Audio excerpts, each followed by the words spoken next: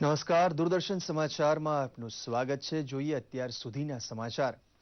બાંગ્લાદેશમાં 12 કલાકથી વધુ ચાલેલા બંધક સંકટનો અંત આવ્યો છે. આ હુમલામાં જાપાન, દક્ષિણ કોરિયા, ઇટલી અને ભારતની 19 વર્ષીય યુવતી સહિત 20 લોકો માર્યા ગયા છે. આતંકીઓએ ઢાકાની એક રેસ્ટોરન્ટમાં લોકોને બંધક બનાવ્યા હતા. શેખ હસીનાએ 2 દિવસના રાષ્ટ્રીય શોકની જાહેરાત કરી હતી.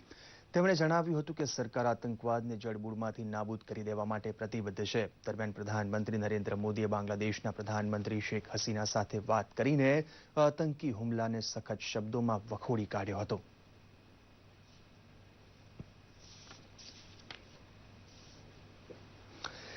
નવી દિલ્હી ખાતે બાબા બંદાસિંહ બહાદુરની 300મી શહાદત જયંતિ પ્રસંગે યોજાયેલા કાર્યક્રમમાં પ્રધાનમંત્રી નરેન્દ્ર મોદી ભાગ લેવાના છે.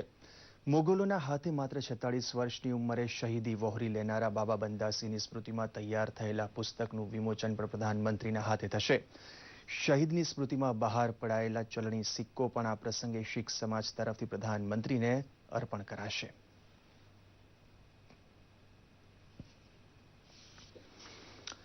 સૌરાષ્ટ્ર સહિત દક્ષિણ ગુજરાતમાં મુશળધાર વરસાદ વરસી રહ્યો છે. દક્ષિણ ગુજરાતને મેઘાએ બરોબરનું ગમરોડ્યું છે.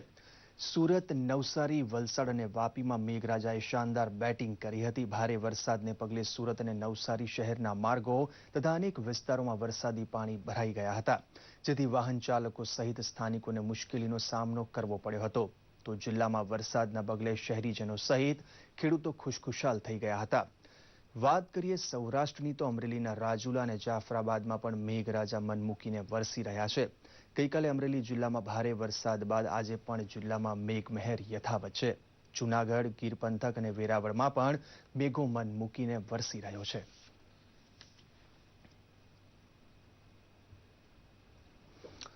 ભગવાન જગન્નાથજીની 139મી રથયાત્રાને હવે ગણતરીના દિવસો બાકી છે. ત્યારે દર વર્ષે મુસ્લિમ સમાજ તરફથી કોમી એકતાના સંદેશાના ભાગરૂપે મહંત દિલીપદાસજીને ચાંદીના રથની પ્રતિકૃતિ ભેટ આપવામાં આવે છે. અમદાવાદમાં આજે જગન્નાથ મંદિરમાં મુસ્લિમ સમાજ તરફથી કોમી એકલાસ અને સદભાવના ભાવથી મુસ્લિમ સમાજના અગ્રણી રઉફ બંગાળી દ્વારા જગન્નાથ મંદિરના મહંત દિલીપદાસજીને ચાંદીના રથની ભેટ આપવામાં આવી હતી. આ પ્રસંગે મહંત દિલીપદાસજીએ જણાવ્યું હતું કે ઈદ અને રથયાત્રા એક જ દિવસે છે, ત્યારે બંને તહેવાર શાંતિથી કોમી સદભાવનાના ભાવથી ઉજવાય તેવી ભગવાન જગન્નાથજીને પ્રાર્થના.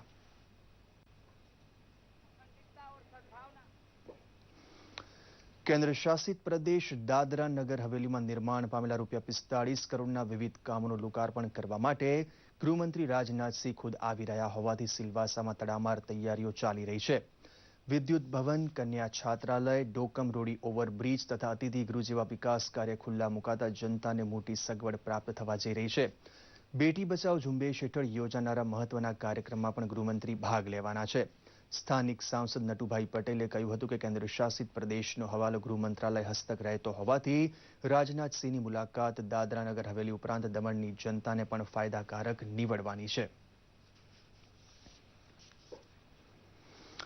જામનગર ખાતે આણદા બાવા સંસ્થામાં રાષ્ટ્રીય સ્વયંસેવક સંઘ અને વિવિધ સામાજિક સંસ્થાઓ દ્વારા પરિસંવાદનું આયોજન કરવામાં આવ્યું હતું, જેમાં શિક્ષિત, સ્વસ્થ અને સંગઠિત સમાજના નિર્માણ માટે શું શું કરવું તેની ચર્ચા વિચારણા કરવામાં આવી હતી. સંઘના વરિષ્ઠ સ્વયંસેવકો તથા પદાધિકારીઓ દ્વારા સેવા પ્રવૃત્તિમાં થયેલા અનુભવો વર્ણવવામાં આવ્યા હતા. કાર્યક્રમમાં રાજકોટ વિભાગના સંઘ સંચાલક સંજીવભાઈ ઓઝા, જામનગર જિલ્લા સંઘ સંચાલક મનોજભાઈ અડાલજા સહિત રાષ્ટ્રીય સ્વયંસેવક સંઘ તથા સામાજિક સંસ્થાના સભ્યો મોટી સંખ્યામાં હાજર રહ્યા હતા.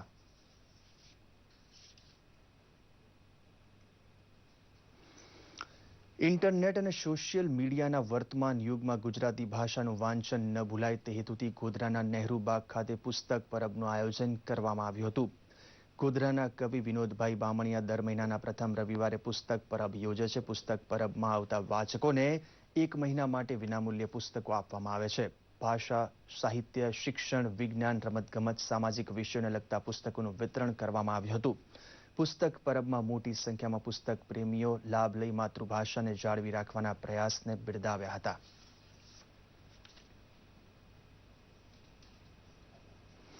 તો આ સાથે જ આ બુલેટિન સમાપ્ત કરીએ છીએ. નમસ્કાર.